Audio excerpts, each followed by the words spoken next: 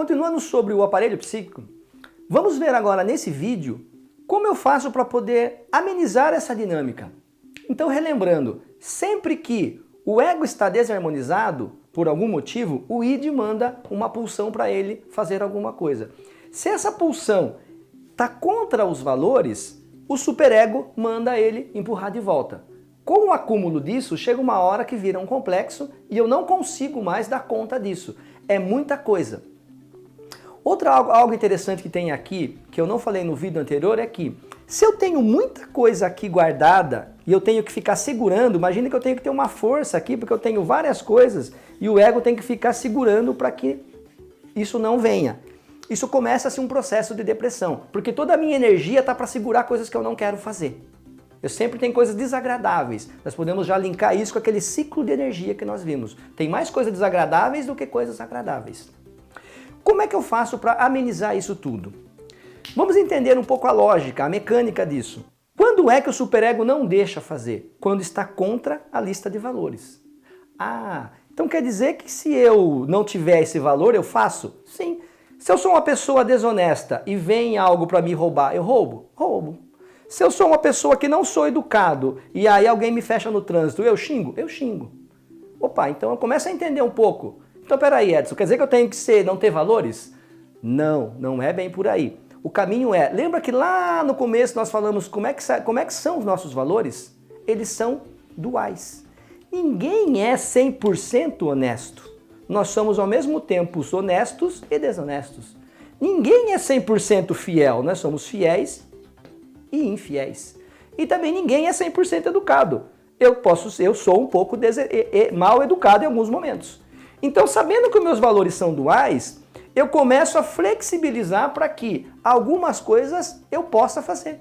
Ou eu posso aceitar que eu posso fazer. Pode ser que eu não faça. Mas eu posso aceitar, por exemplo, que eu quero xingar aquele cara.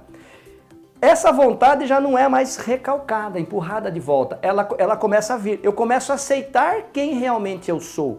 Eu começo a olhar para o outro lado que eu tenho medo, que é o chamado a minha sombra. O que é a sombra? É aquilo que está escondido de mim. A partir do momento que eu começo a olhar, a sombra vai desaparecendo.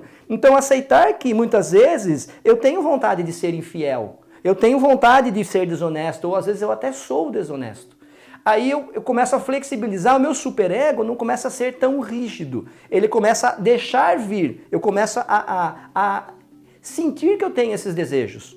Não quer dizer que eu vou fazer, mas eu começo a entender. E aí eu não recalco mais. Eu começo a olhar para os meus sentimentos, olhar para essas pulsões, para esses desejos e começo a entendê-los. E aí eu vou aumentando a minha régua para poder ser mais educado, ser mais flexível, mas aceitando que eu tenho um percentual não tão educado.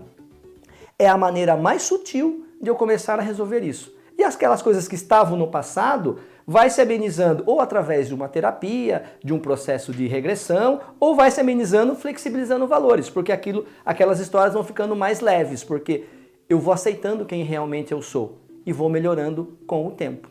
Então o grande segredo é, eu tenho que entender que os meus valores não podem ser tão rígidos. Não quer dizer que eu vou fazer tudo o que eu quero, mas eu posso aceitar que eu tenho essa vontade. Eu gosto da frase de Paulo de Tarso que ele diz, tudo eu posso, mas nem tudo me convém. O tudo eu posso eu tenho essa vontade, deixa eu ir de mandar esses desejos para mim.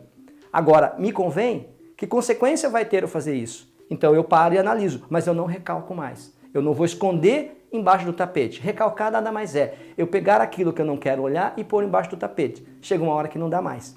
E aí eu começo a gerar doenças dentro de mim. Essa é a mecânica do aparelho psíquico, essa é a teoria de Freud e Jung, e isso a gente consegue fazer um link com todas as ferramentas que nós vimos. No vídeo seguinte, nós vamos ver ela de uma maneira um pouco diferente das possibilidades que nós temos para poder concretizar mais o conhecimento. Até o vídeo seguinte.